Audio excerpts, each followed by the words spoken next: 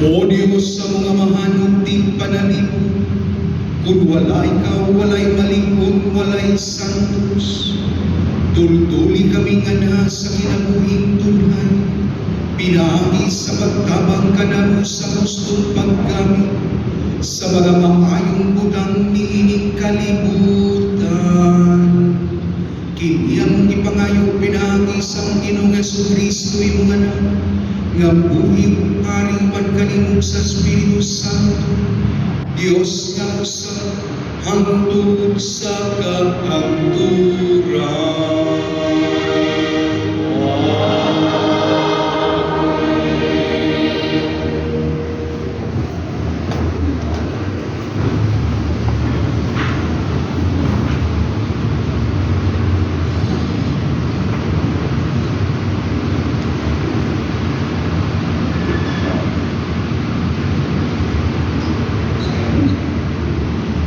Kinuko, gikan sa kasamon sa mga hari. Usang kagabi niya na, samtang si Salomon sa gabaon, ipakita kaniya ang Ginoo pinaagi sa usa ka daw giingon kaniya. Pangayo kanako bisan unsa. Ug si Salomon iingon, O Ginoo nga akong Dios, ihimo kong hari ang imong alagad ilis sa akong amahan na si David. Bisang tuod batanon pa ako kaayo, ug walay ibang kaagad sa pagpangulo, ug ang imong alagad aniha sa taliwanag sa katawhan nga imong gipili. Usa ka dako ang katawhan nga dili maihap tungod sa kadaghan. Usa, hatagi ang imong alagad ug kaalam aron mahibalo siya pagdumalag sa imong katawhan. Uban ang katarong, kay kinsa may makamandong iining daghang katawhan. Nahimuot ang Ginoo, nga kini ang ipangayo ni Salomon, o giingnan siya sa Dios. Tungod kay kini man ang imong ipangayo, o wala ka mangayo kung taas ng kinabuhi o pahandik sa kinabuhi, sa imong mga kaaway. Hatagan ko ikaw sa imong ipangayo. Hatagan ko ikaw kaalam, nga wala pamaangkon ni bisan kinsa kaniadto ni sa maako nga panahon. Ang pulong sa Ginoo. Salamat sa Ginoo.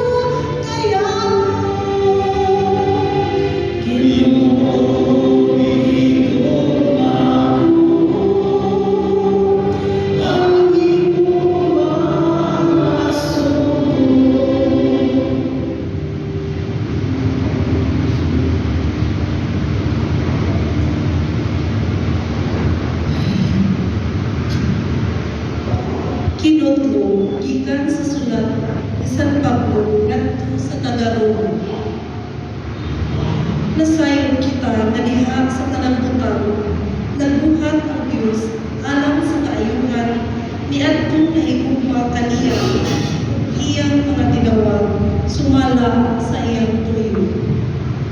Kadtong gipili ang daan sa Dios, gilain niya aron mahisama sa iyang anak, aron ang iyang anak mahimo kamagulangan sa daghang mga magsulod.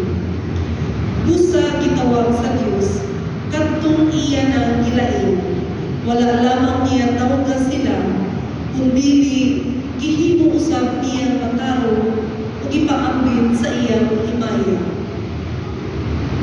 Ang pulong sa Ginoo. Salamat sa Diyos.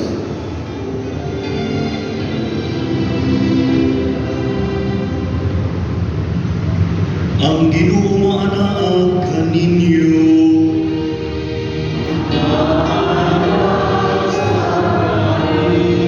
Kinutulugikan sa Ebanghelyo sumala ni San Mateo.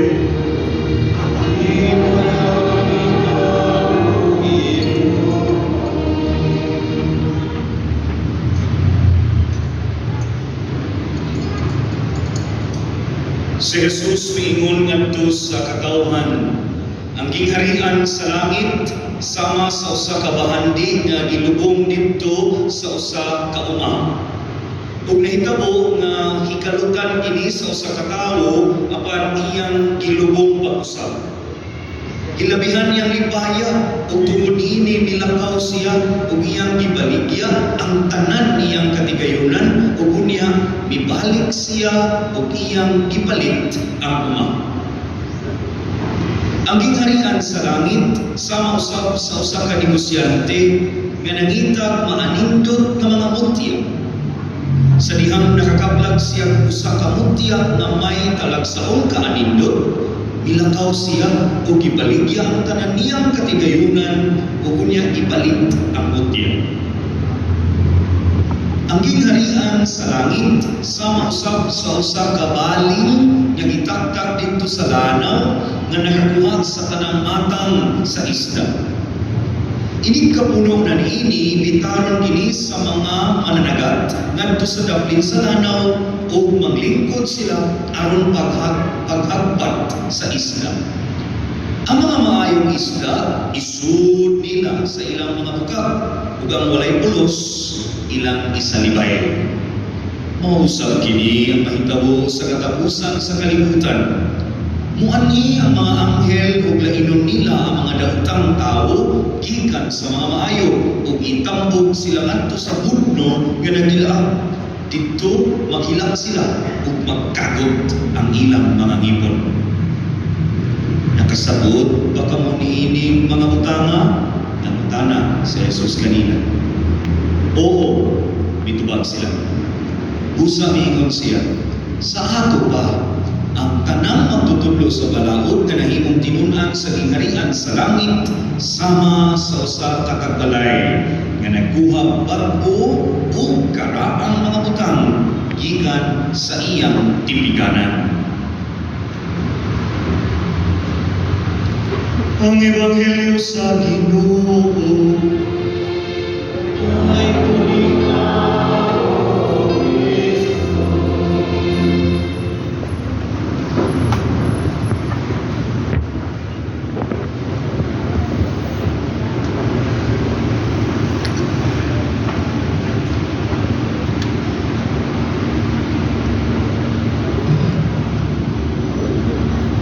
Mga hinigugma ko, mga isang kaparian sa team ministry, sa team of pastors, wagay si Lucio Jukjukman kay gihawiran ni Santiago Apostolo kaniyo dito sa sugod isda sa Mount Santos mo gitingalito siya kapaniban kanino lang mauna na si Padre CJ dito gihapon ni na ako iulip sa iyang lingkuranan. Father Jay, ang atong na-celebrant karon sa atong mabisa, si Father Eric, si Father Cristo, o Father CJ, na nakakaroon kaninyo ng mga igsuon ko, mga parokyano, Dili sa atong lokal nga simbahan sa Konsolasyon, maayong bundan inyong tanan. O bulahang ikanapulong pito nga Domingo sa tuig sa ordinaryong panahon, dili natong kalimutan ang panaw, pagsigib paghimaya sa Dios pag sa ulog nato sa mga sakramento, ilabi na gayon sa Santos nga misa, padungda sa iyang gingharian sa langit. Kaganina, dungan ni kaon ni Padre J o ni Padre CJ dito sa kananan, kita ng niya, yang ko nga ikinwali. Kaya kung musugod yun na siya kay buutan man na nialabi ng magbuwang niya ang muhang niyo, musugod yun na siya. Pero sa ako kasing-kasing ko una kumit siya ito kay para na po karon gawas na ako mo'y sa rotation na na-assign na mupampit. Ang ngayon po yun nga ako ron kay ini ako man say mo sa ulong sa pagsenmo niya itong mga katekista kaya ako man ang kumpanyo, priest kumpanyo nila sa catechetical ministry sa atong parokya. Kung bauna, diya sa una-una na as far as the situation is concerned, ako may best na mo-ari ron dire mga tubang ninyo para mupakampit sa usay akong mapamalandungan karon. Ingon tani anak mga igsoon mo open. Muhimo tang mga desisyon diin maoy ginikanan o pundasyon sa akong mga aksyon tungod sa the best nga akong nakita o na-appreciate. Kini sila sa Father CJ is informator sa seminaryo. Inikapot na gani sa parokya, nini abot na ang evaluation end of the year, or end of the school year, dito sa seminaryo, kami na ang mga seminarista, muingon din silang we decide in favor of the church. Ang desisyon sa mga formators, binasig yun pabor sa simbahan. Kaya ang simbahan may nag-asal o ang simbahan may wala nag-asal, makoy ipatabang nila dito sa seminaryo o ilang ng responsibilidad. Kaya kung pabor ka sa simbahan, di pabor kita sa Diyos.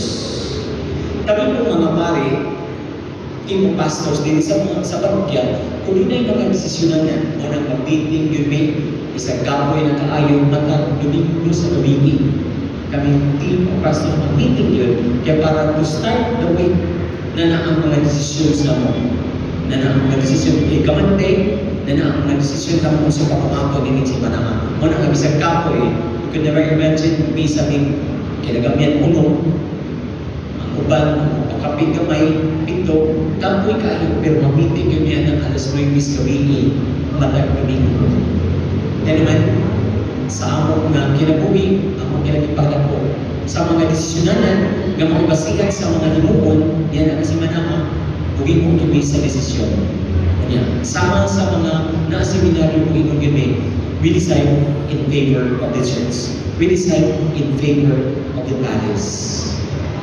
Kay buko ngayon anak sa talatanan, mga katekista, nga naman nga sa langit kahit gayon, ditugyan ka sa inyong kaugalingan para matulog din ang langit na tubig tingtunga sa mga bata.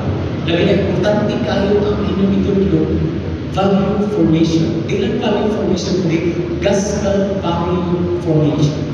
Importante yung kayo ng value na to. O ganang valuable na to, mo na yung best na to. O ganang best na to, mo na yung pasihanan sa itong desisyon. Sa itong mga pagpili na tag-adlaw. Diya sa itong mga desisyon ng pagpili na tag-adlaw, ano ang magagagan na itong ibuha. Panalitan. Kinsay wak mga ligo ron. Ang wak mga ligo ha, kaya po kasagaran na ito mga ligo. Dinisay mo, di ko maligo ron. Para mo, mas maayon mo at this situation, that is the best thing that you gonna do. Di maligo, ibasin na pala mo, basin mo sa pang mga katarungan.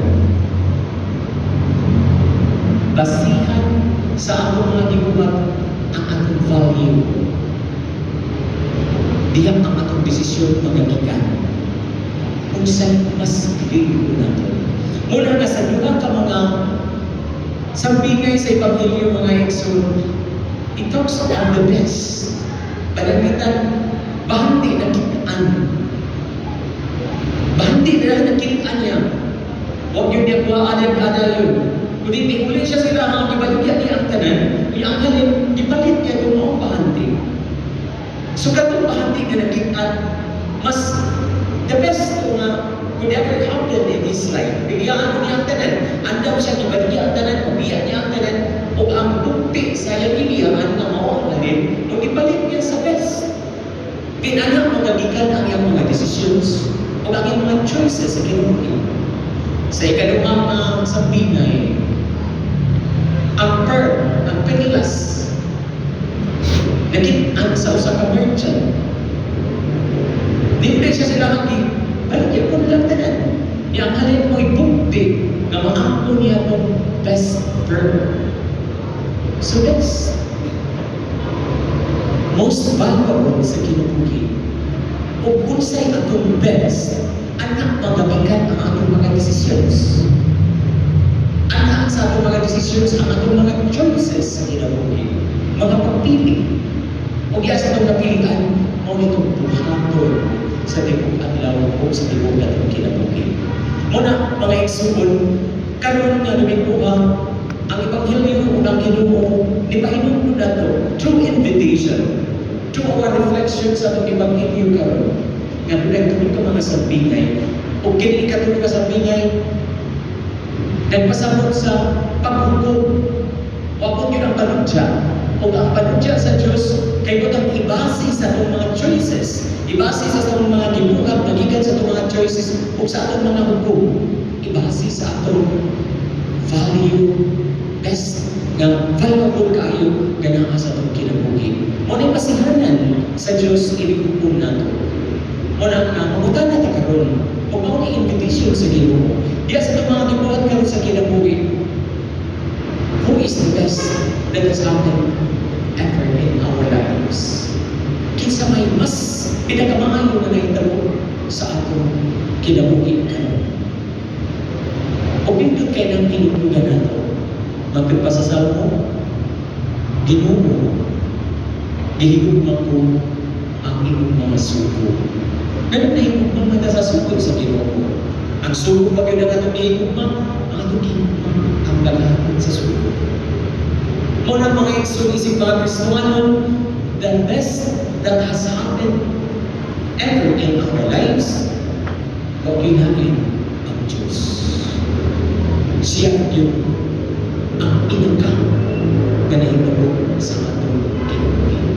Muna nga, gawin kita kaya karon kung siya ang atong ipili, kay siya mga ang maong kinanindutan na nahitabo na andam tang lubiya, andam tang lubaligya sa tanan nga na nato aron ang halin ibukti na dunia. Nga pasihanan, inikatubag na to sa particular judgment. Inikatubag sa eschatology, kung sa general judgment na ito ang pakusya. Kung saan ang binig na ihatag na ito, niya. Kung anak mga magagagat ang tanan nato, kung pasihanan sa ato na paghahatag o accounting niya, niya dito sa langit. So, dito mga eksurong nato ng hinukunan. Sa atong mga naitabugan sa kinabuhi, sa atong mga nitrabaho, sa atong mga nagrelasyon, sa tanang aspekto sa atong kinabuhi, kinsa may mas ginilibor yan. Dito tayo kung siya ang pinagkabilin mo.